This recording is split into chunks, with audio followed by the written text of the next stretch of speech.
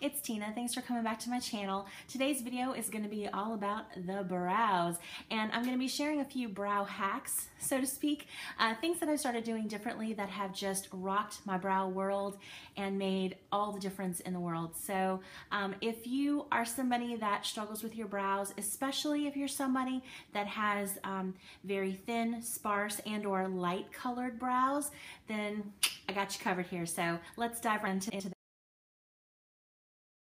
The first hack, or I don't even know if that's the right word, tip, trick, hack, whatever you want to call it, will be especially helpful for people who have very, very light colored brows.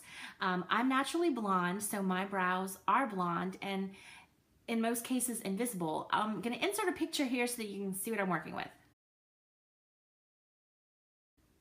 Yeah. That's unretouched, just au naturel. So the first hack involves running some brow gel through your brows before you attempt to start filling them in with your pencil. I discovered this just kind of on accident. I was running to the grocery and I didn't want to go, looking eyeballs to hairline there and just bald in between. So I took some brow gel and I ran it through my brows and I was like, oh wow, I really do have the same amount of hair on both sides. It's just one side looks invisible because the hairs blend into my skin. So I've started doing that first, and what I'm using for this and liking the best is this L'Oreal Brow Stylist Plumper. Now, I don't really care for it as a traditional brow mascara. It's just got the standard wand here, just like a miniaturized mascara wand, but for whatever reason, when I use it in the traditional way, I wind up getting more product on my skin than I get on my brows, and that's kind of a problem. So I don't really use it for that, but it's perfect for this because this is how I use it. I take it and I run it backwards through the brow hairs.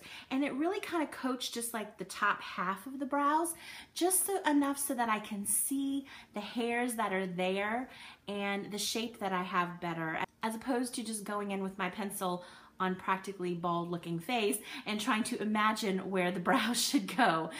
So that's hack number one, use brow mascara first.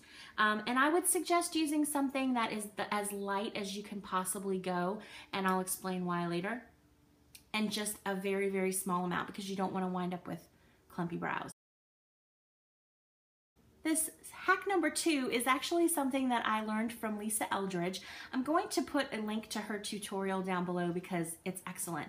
But when I watched this, it was like, mind blown. I don't know why I didn't think of this, and I don't know why every other brow tutorial in the world doesn't do it this way, but she basically does it backwards from every other brow tutorial that I've ever seen. And it's really just been like, this one hack alone has cut my brow routine in half. What she does is, instead of brushing the hairs up and starting filling in here on the bottom, she brushes the hairs down and then starts at the arch, which really makes the most sense in the entire, I mean, when you think about it, it really does make the most sense because the arch is the most critical, or forgive the pun, pivotal part of your brow, and it's the hardest part to match and get even, and really once you get the arch in place, the rest just falls into place. So that one change has just made such a difference in how quickly I can fill in my brows and also how much better I can match them. So what I do is, just like Lisa said, I brush all the hairs down and then I start at the arch and I fill the arch, just the top part in, and then I go over to the other side and then I fill in underneath and fill out the tail, and then I go back and do it on the other side. I just go back and forth like that. And then from the arch, I come down and start filling in the front part. And then I start to feather a little bit a la Sharon Farrell. I kind of, do the little feathery strokes kind of like this in this direction. And then I also kind of do a little bit of this just to sort of round it off. And yeah, that just flipping that upside down and starting at the top instead of the bottom just has made a world of difference. Hack number three is something that's going to sort of help to add dimension and make the brows look a bit more natural. And that involves taking a slightly darker brow mascara. This one is the Brow Drama in Soft Brown, and applying it lightly, really just kind of to the center portion of the brow here. And what that does is it further helps to thicken and plumpen and accentuate the hairs that you do have, but it also adds a little bit of dimension, so it helps to make the brow look more natural, so it's not a universal color from start to finish. So those are my 3 brow hacks. Like I said, it really has helped to shorten the amount of time that I have to spend on my brows. Before I was spending like 15-20 minutes, and I'm not even kidding.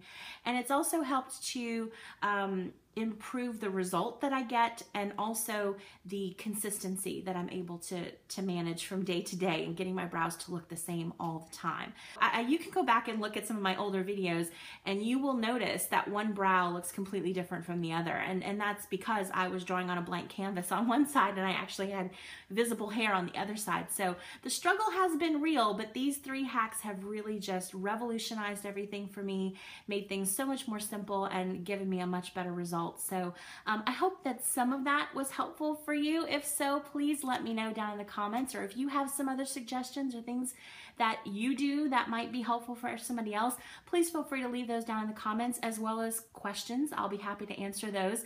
And as always, if this video was interesting, entertaining, helpful, or if nothing else made you feel better about your life because you have amazing brows and you don't have to obsess about them like I do, then please consider giving this video a thumbs up and subscribing. It would make me do a little happy dance. Until next time, y'all take care, and I'll see you soon. Bye.